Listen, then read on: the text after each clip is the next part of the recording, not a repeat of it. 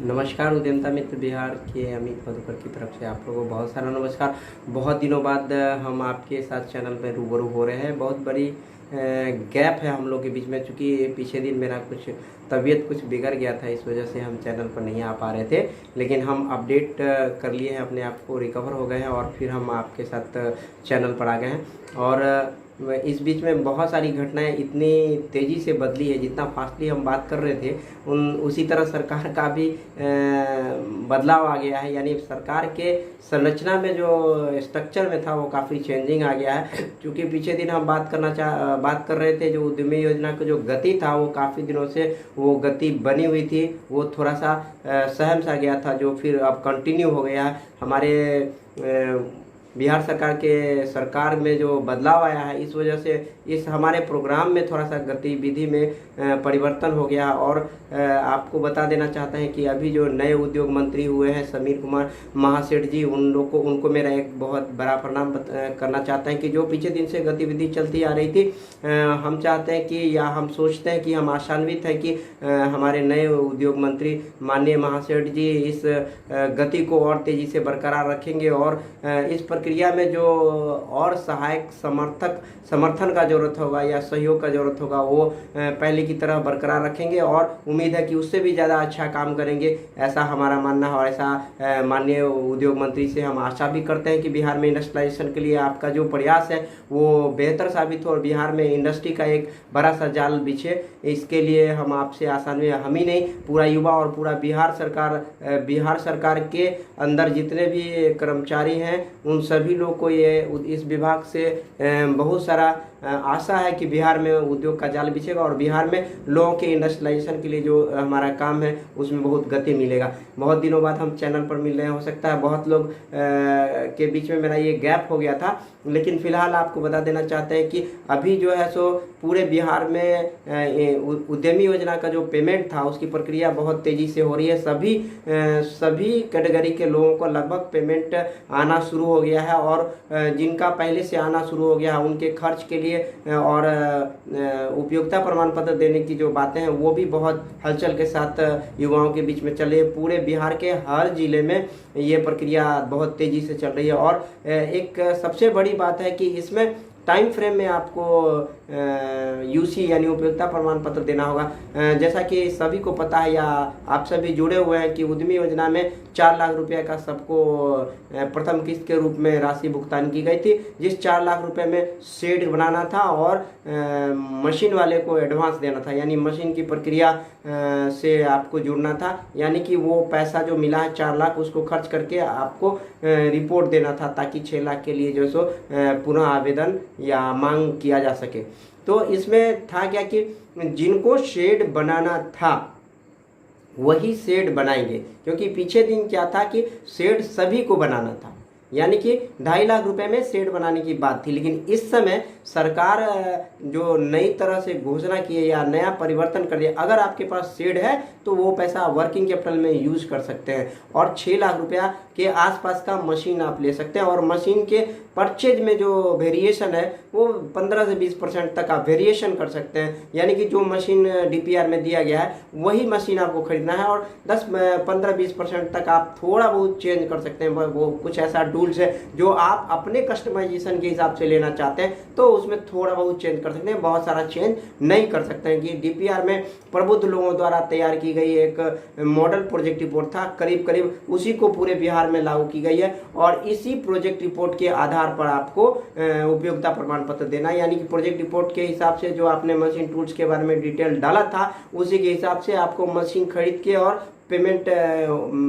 Bill लगाना है और मशीन को दिखाना। यानी ये प्रक्रिया जो थी वो कमोबेश सेम है, सिर्फ शेड जो था वो शेड अगर आपको जरूरी है तभी बनाना है, अगर जरूरी नहीं है तो आप शेड मत बनाइए, वो पैसा आपको वर्किंग कैपिटल में काम आएगा। क्योंकि इंडस्ट्री लगाने के लिए 10 लाख रुपया कोई मायने नहीं रख रहा, लेकिन एक छोटा सा अमाउंट अगर 2-4 लाख आपको शेड ऑलरेडी बना हुआ है, थोड़ा सा मॉडिफिकेशन करके 1,50,000 में अगर शेड बना पाते हैं तो उसमें से पैसा लेके बनाइए, उतना के बाद बचा हुआ आप जो है मशीन के लिए लीजिए, ताकि जो 6 लाख रुपए आए उसमें मैक्सिमम अमाउंट आपको रॉ मटेरियल के लिए या ऑपरेशन के लिए आपको जरूरत पड़ेगा, वहां पे आपको काम आएगा। ऐसी स्थिति में कम से कम पैसा आप शेड में खर्चा करें और अगर आपके पास शेड है तो आप हम आपसे कहेंगे कि शेड बनाइए ही नहीं, क्योंकि जब शेड बनाएंगे तो वो पैसा आपका फंस जाएगा और ज़रूरत नहीं है, जो फंड आपका बहुत कम है, तो अगर शेड जरूरी है तभी बनाइए और बाकी के पैसा वर्किंग कैपिटल में आप यूज कर सकते हैं। और मशीन जहां खरीदना है, ये फिर से एक बार गौर से सुन लीजिए, पीछे बार के वीडियो में मैंने बताया था कि मशीन के लिए जो भी परचेज होना है वो आपको रजिस्टर्ड डीलर के यहाँ से ही आपको पेमेंट डालना है और उसी का करंट अकाउंट का स्टेटस भी लेना, स्टेटमेंट लेना,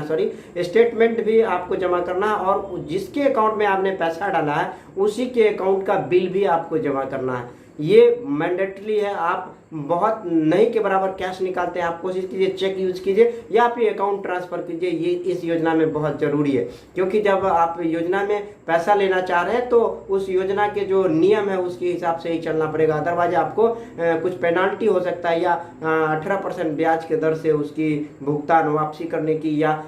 आपसे पैसा वापस लेने की प्रक्रिया में आ जाएगी। अगर आपका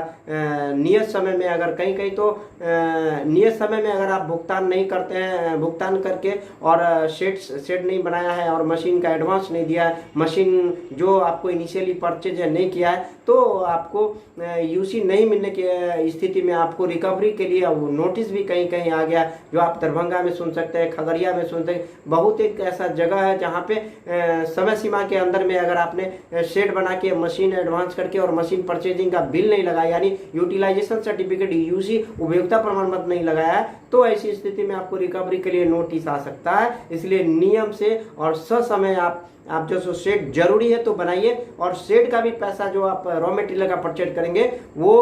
बालू गिट्टी छड़ वगैरह सारे जो रजिस्टर्ड डीलर है उनके अकाउंट में देना, उनसे आप उसी का स्टेटमेंट आपको यूज होगा। जब आप 6 लाख के लिए पुनः अप्लाई करेंगे तो उस समय में उपयोगिता प्रमाण पत्र के रूप में आपका स्टेटमेंट भी काम करेगा कि आप करेंट अकाउंट में जो जीएसटी होल्डर है उन्हीं के अकाउंट में पैसा डाल के आपको करना है। दूसरी बात है कि मशीन का परचेज से संबंधित था, जो मशीन का परचेज अच्छे से कीजिए, सोच समझ के कीजिए, सर्विस अच्छा हो और वो मशीन जो आपको जरूरत का है उसी हिसाब का परचेज कीजिए। बहुत अधिक कीमती और बहुत ज़्यादा नीचे का भी मशीन, ऐसा मशीन लेना है जिससे आपका काम चल जाए, आपका इंडस्ट्री चालू हो जाए और वर्किंग कैपिटल भी आपके पास हो, ताकि वो ऑपरेशन करने के लिए जो जरूरत होगी राशि वो आपके पास निश्चित रूप से रहे। उसके लिए हमारे कुछ पार्टनर ऑर्गेनाइजेशन है जो मशीन के सप्लाई में भी इंगेज है। उसका हो सकता है डिस्क्रिप्शन में एक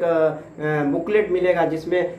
आप फर्म के बारे में, मशीन के बारे में थोड़ा सा डिटेल ले सकते हैं और आप हमसे भी फोन पे भी बात करके मशीन के बारे में थोड़ा बहुत जानकारी प्राप्त कर सकते हैं, जो ऑथेंटिक वे में होगा और मशीन का कहीं उपलब्धता है तो उससे आपको हम जोड़ने का प्रयास करेंगे। दूसरी बात यह है कि मशीन जो लीजिएगा वो आपका इंस्टॉल्ड कर दे और समय पर सर्विस हो, और आप मशीन जब लेंगे तो मशीन का गारंटी वारंटी संबंधी भी जानकारी आपको होना चाहिए, क्योंकि मशीन लेने के बाद अगर आप रियल में ऑपरेशन इंडस्ट्रियलिस्ट बनना है, इंटरप्रेन्योर है, तो आपको इस मशीन के बारे में जानकारी होना चाहिए। ऑपरेशन गारंटी वारंटी, उसके सर्विस से संबंधित जानकारी होना चाहिए, किस तरह का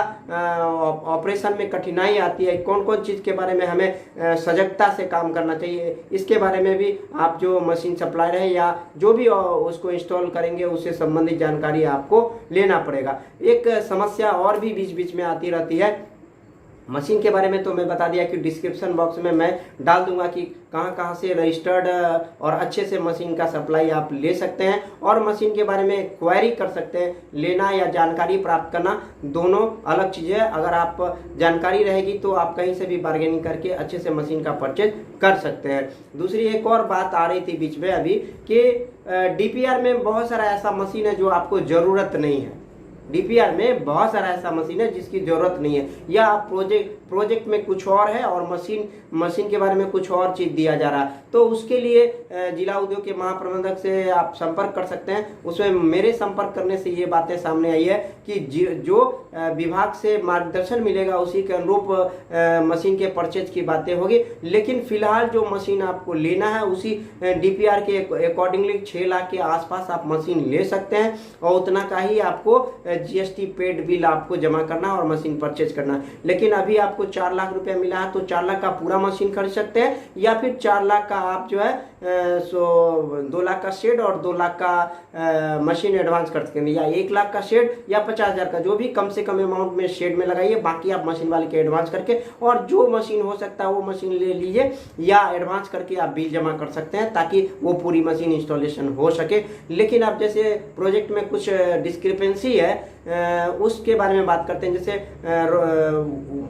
बढ़ईगिरी और कारपेंटर का जो प्रोजेक्ट है उसमें एक चीज़ दिखा गया कि CNC मशीन है, वैक्यूम प्रेस मशीन है, क्योंकि इससे पहले इस तरह का मशीन को बड़े ब्रॉड स्कोप में जो इंडस्ट्री लगती है उनके लिए काम आ रहा था। लेकिन इस प्रोजेक्ट में CNC मशीन और वैक्यूम प्रेशर मशीन का इसमें चर्चा आई है। तो CNC मशीन जो है सो बड़े स्तर का जो डिजाइनिंग करने के लिए होता है, ऑटोमेटिक डिजाइनिंग मशीन है, वो थोड़ा कॉस्टली भी आता है, जो बजट से ज़्यादा हो सकता है। और छोटा मशीन जो होता है मैनुअल टाइप का है, वो आप ज़रूरत है तो ले सकते हैं, लेकिन प्रोजेक्ट में है तो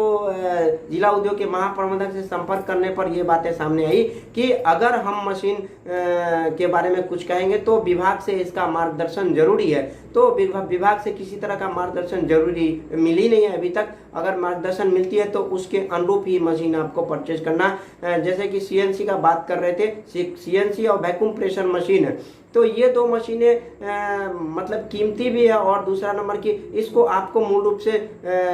10 लाख के प्रोजेक्ट में ज़रूरत नहीं लगता है। लेकिन अगर सरकार के प्रोजेक्ट में है तो महाप्रबंधक उस प्रोजेक्ट के बारे में गाइडलाइन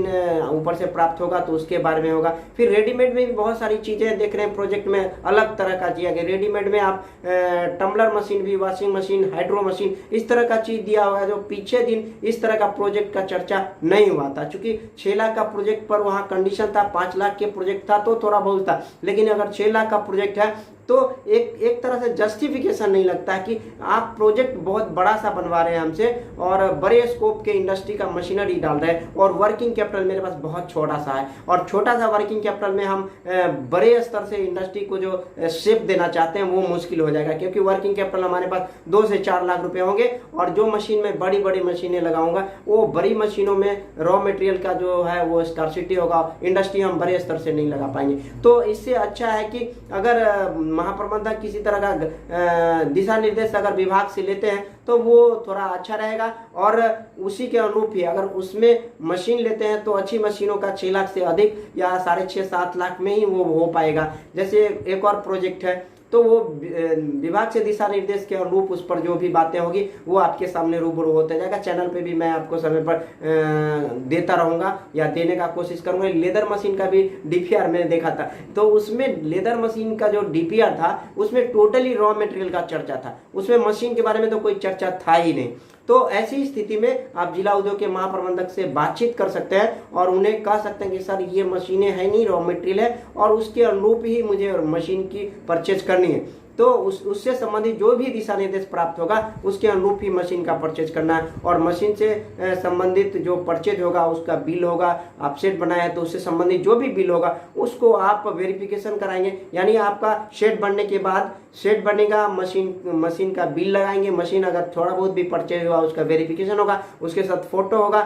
उसके बाद आपका बैंक का स्टेटमेंट लगेगा, ये सारे लगा के आपका वेरिफिकेशन होगा। उसके बाद ही 6 लाख के लिए आप डिमांड कर सकते हैं इस पूरी प्रक्रिया में। यानी खर्च के बाद 4 लाख के बाद खर्च करने की जो डॉक्यूमेंटेशन की प्रक्रिया है वो करने के बाद ही आप 6 लाख उपयोगिता के बाद 6 लाख के लिए आप अप्लाई कर सकते हैं। इसलिए स्वसमय आप मशीन लगाइए और सही मशीन का परचेज कीजिए। डिस्क्रिप्शन में कुछ मैं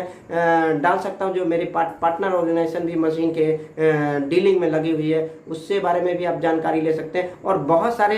जो डीलर हैं वो मशीन भी बेचते हैं, अगर वो सब जगह से बार्गेनिंग करके और अच्छा सा मशीन आप परचेज कीजिए, इंडस्ट्री लगाइए। बिहार में इंडस्ट्रियलाइजेशन की बहुत जरूरत है, और माननीय उद्योग मंत्री जो नए हुए हैं, क्योंकि सरकार के स्ट्रक्चर में बदलाव होने के बाद जो गति थी वो मुझे लग रही है कि फिर से गतिमान हो गई है हमारे ये उद्यमी योजना, और बिहार की युवा पुनः जो सो जागरूक हो गए हैं इंडस्ट्री के लिए। और हमारे उद्योग मंत्री से हम लोग का आशा है कि आने वाले दिन में वो